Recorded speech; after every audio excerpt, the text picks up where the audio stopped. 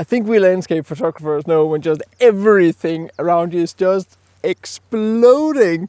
So right now I'm photographing this collection of trees up here, and you can see how we have fog and just like sunbeams coming up, beautiful. But just like, look around here, everything here. Oh my god. I was actually going up that hill right there, but yeah, I was kind of stopped on the way because this looks unbelievable.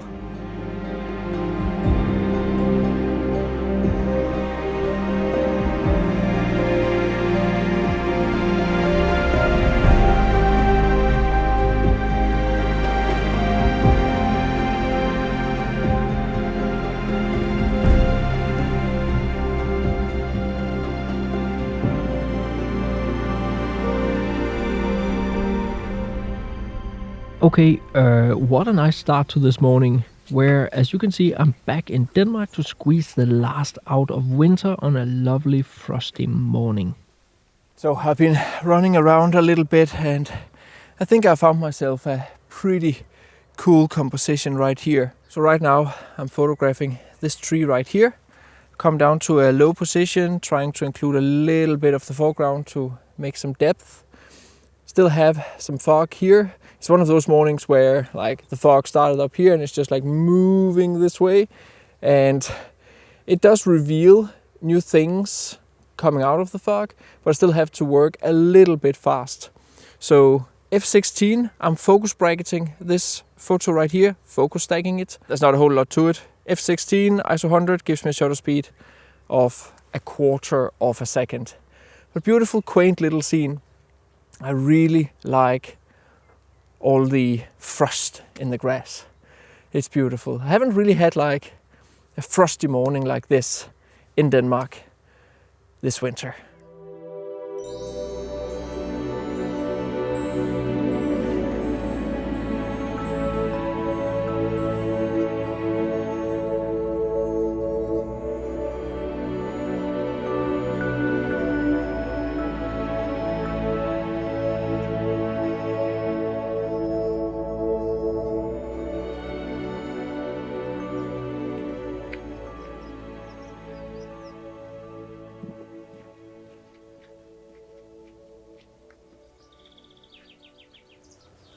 So this is just absolutely lovely. I've come back to a small tree that I visited like almost 3 years ago, I think. Wow, time flies.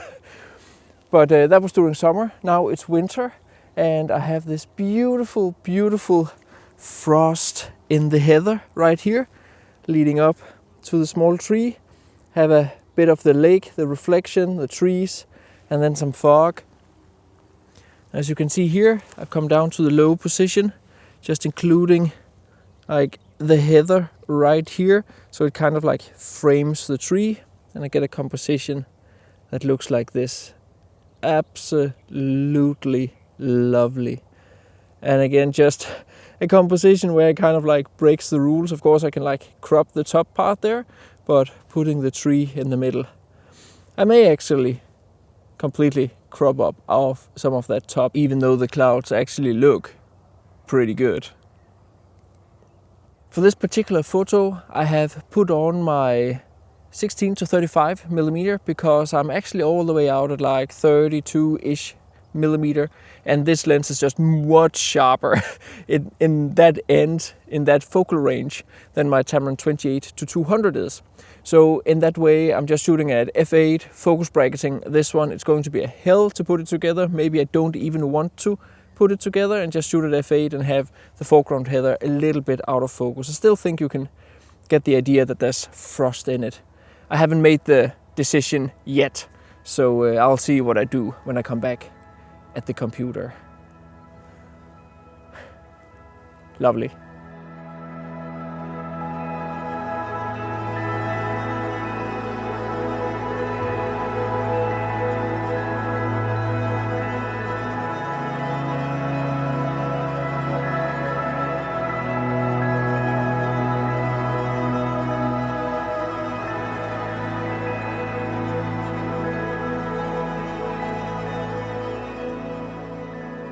That focus stack came out really nice, and if you want to learn how I edit my photos, I right now run a spring sale where you can get entire $100 off my huge Photoshop for landscape photographers post-processing course. Here I cover all the techniques and tools I use to edit my photos, including this focus stack, in a 30 plus videos course that can bring you from beginner to an advanced post-processor. The discount code is in the description of the video. Be sure to benefit from it while it lasts, which is not very much longer.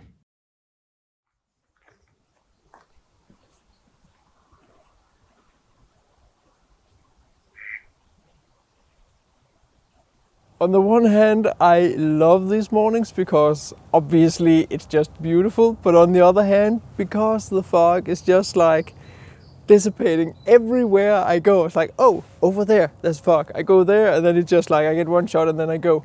I'm right now at the third location. If you know anything about where I am, at Viborg, at Hald, Ege and Dollerup Bakker, you know just like how rocked the landscape is. There's a lot of hills relative to the Danish landscape, a lot of forests and the lake, and it's just absolutely beautiful. So I have found this quaint little boat, and as you can see, still water, and I've composed the photo just so that I don't have the pole here and this background forest patch right there. So completely clean photo, and then of course with the forest here in the background, but I can't really do anything about that. Nice little beautiful quaint photo. F16 ISO 100 gives me a shutter speed of 1/20th of a second at about 45 millimeter.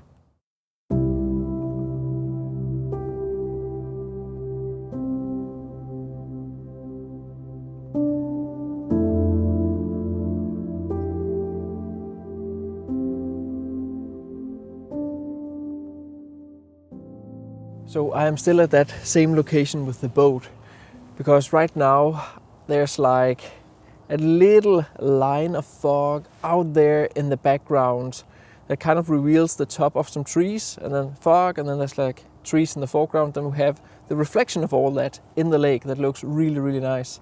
So what I'm waiting for is that from time to time there's some birds flying into the scene over the lake. I'm trying to catch those.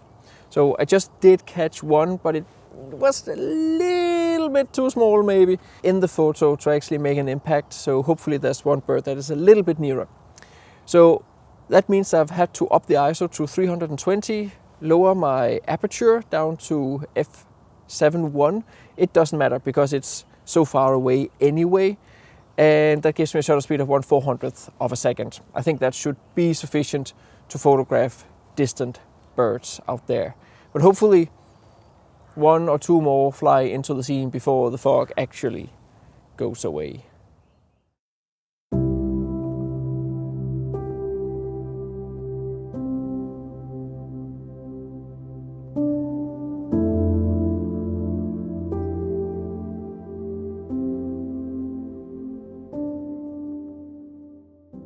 So I really did not make it that far from where I just was. I was like, done for today, this vlog is done, got some good photos.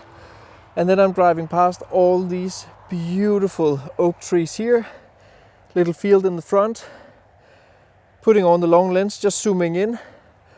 I really like just how gnarly and crude these oaks are, and especially with the backlit mist there. I just had to vlog this part because I think that right now I may be catching some of my favorite photos, at least so far this year. Absolutely beautiful. What I especially also like is that on this foreground field there's a small flowers. They're kind of dead. They must be dead, but they're also getting backlit, and they have like this little top on them, so they kind of look sparkly or something, yeah, fantasy-ish. You know me. Like I really like these types of photos. So yeah, I'm walking a little bit back and forward. The perspective actually changed quite a lot, and obviously the trees change quite a lot when I move back and forward along this road. So I'm just picking them out, F11, throwing the foreground a little bit out of focus, given I include the foreground. ISO 100, overexposing a little bit, one stop, just to expose to the right. Right now it gives me a shutter speed of 1/20th of a second at around 140-ish millimeter, 150 millimeter, back and forward, whatever. Nice.